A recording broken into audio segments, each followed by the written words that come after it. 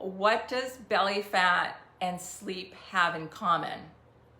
Who's like super excited to learn about this? Raise your hand. Uh-oh, hopefully you know about it because you're talking about it. So we're excited. And if you know anybody with belly fat issues, with sleep issues, share this with them right now. Share this with them because we've got a lot to talk about. And so hopefully Dr. Appy comes back because we'll be talking about it. So we'll start in a minute. What I'm excited to talk about too is I'm going to tell you a little bit about next week. So next Tuesday is June 1st, and we are diving deep into protein. We're actually going to talk about why we are team protein. So we're going to talk about all the different health benefits of protein. Oh, team look. protein.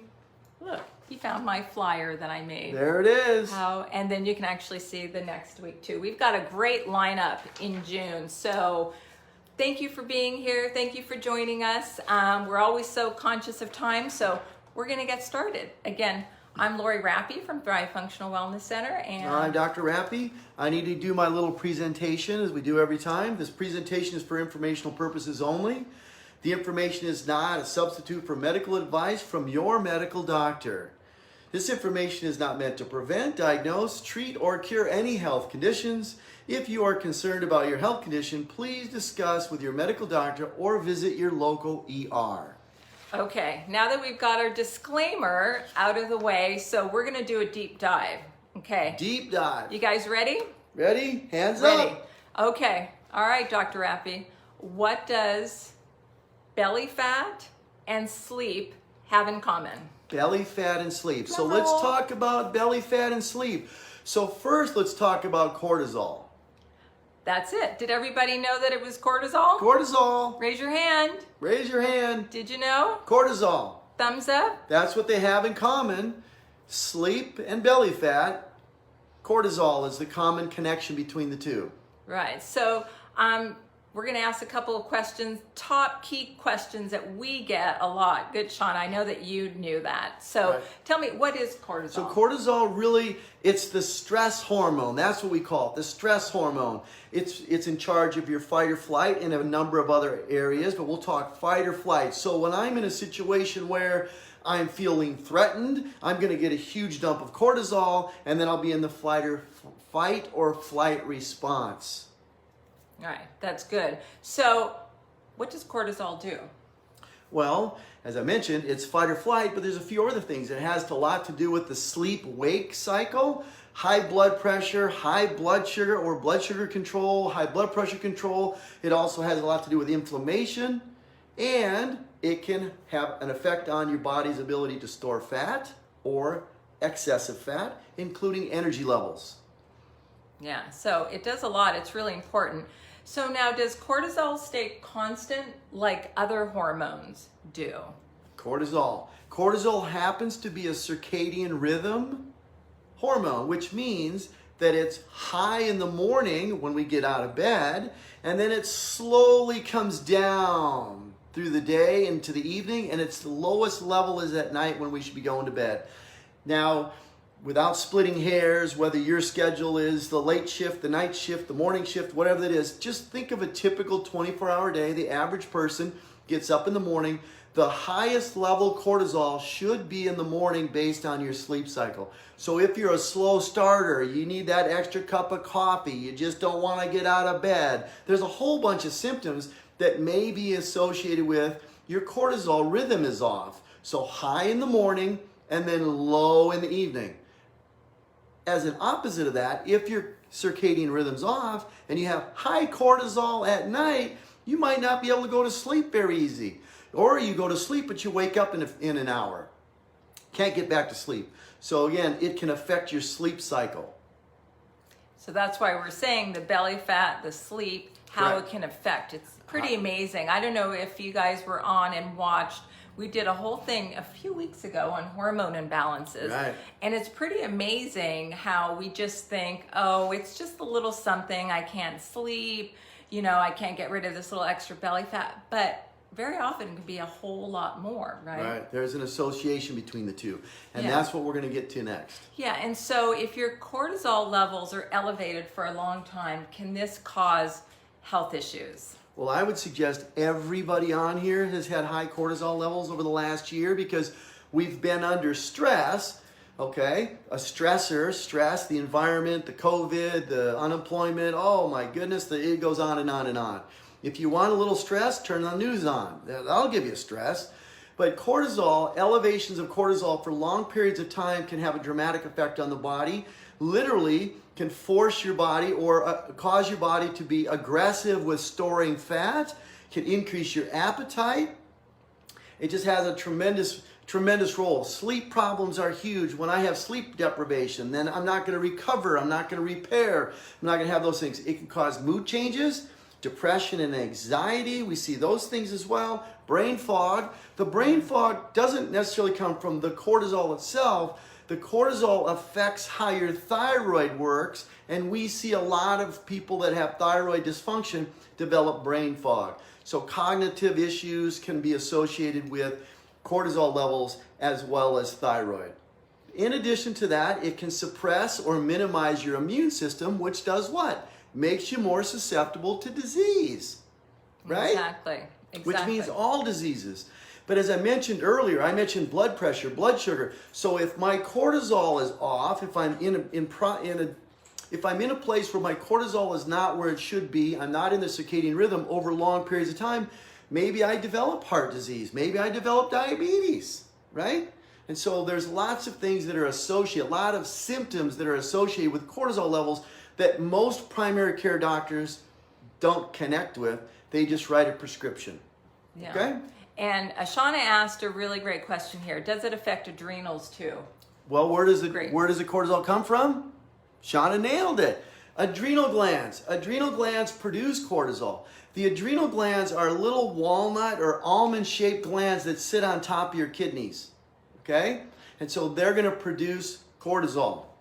Right. So if you've heard of like adrenal fatigue. Adrenal fatigue. Right? That's correct. That's exactly what we're talking about. Yeah. Adrenal fatigue, adrenal dysfunction.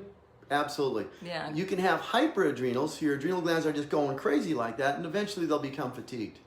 Yeah, so that was a really great question of connecting those dots. The other thing too that makes me think of is we did, maybe 4 weeks ago, a whole Facebook Live on stress and the different types of stress, right? Right. So the different types of stress are still affecting your cortisol levels, right? So if it's that you're in pain every day, or the emotional stress, the different types of stress. Yeah, we would call those stressors or stressors. So it doesn't mean I'm being attacked by someone with a knife. I can be stressed at work. I can be chemically stressed. Maybe I'm being exposed. The guy that's put fertilizer on the lawn, that fertilizer, for whatever reason, is affecting me chemically. That chemical interference with my body's normal function, that's a stressor that could cause me to have elevated cortisol levels. Yeah, and then you see what happens at that point. And so what's really important is that we want to share, if you're experiencing any of these, like we see a lot of people who come to us and they're like, I've never had belly fat like this. It's the only place that I'm holding fat and I don't understand. I changed my eating and I'm exercising. And so it's usually, we both look at each other and we're like, okay, we're pretty sure that it would be cortisol, but we don't want to be pretty sure, right? So we need to test. Right. So back up a second. Cortisol is the only hormone that will actually redistribute fat from other parts of the body to the midsection. Okay? Wow. Interesting fact. So when we're aggressively storing fat in the midsection, it's pulling it from other areas. So it's really important to understand. We see a lot of people, I eat perfectly. I exercise 7 days a week. And I'm thinking, well, number one, what's perfect to you eating-wise doesn't mean that it's really what you should be eating metabolically. Number two, if you're exercising 7 days a week and you're not getting results, then you're not exercising properly. We've got to do what? If you want to change, if you want a change in the outcome, you've got to change what you're doing. Simple as that. Right. When we do testing, this is what makes us different in functional medicine compared to the medical model. I've had clients come in and say, oh, my doctor tested my cortisol. And I say, really? Let me see the test. They'll bring the test in. They tested it once, 8 or 9 in the morning. Well, what about the other 3 tests? We test 4 times a day because it's a circadian rhythm hormone, and we want to make sure that it's in the appropriate levels all day long. So when we test, we want to test 4 times a day to make sure that we don't have any areas of deficit. So it's really important when we're doing cortisol testing to test 4 times a day, not once.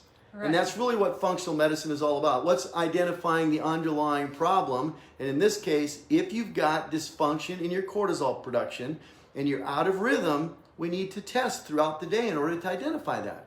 Exactly. And what's really amazing is because everything we do in functional medicine is about testing. We don't just guess. So there are times it's supposed to be high, there's times it's supposed to be low, and we actually have different solutions based on whether it's high or low.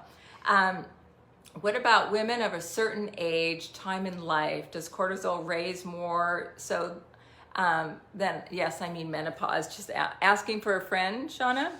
Yes, look. Good one, Shauna. I couldn't even see it, but I knew that you were asking. So that's a great question. That came off Criminal Minds. I know it did. That was a great question. Yes. So, yes. So based on your age and menopause and all that, does it affect a cortisol? So the circadian rhythm needs to be there. You might not put out as much cortisol, but we still need to have that circadian rhythm. It's very clear when we do the testing where your circadian rhythm is, whether you're in or out of the actual proper rhythm. So it's not like estrogens, it's not like progesterone or testosterone. Those are obviously going to fluctuate with age.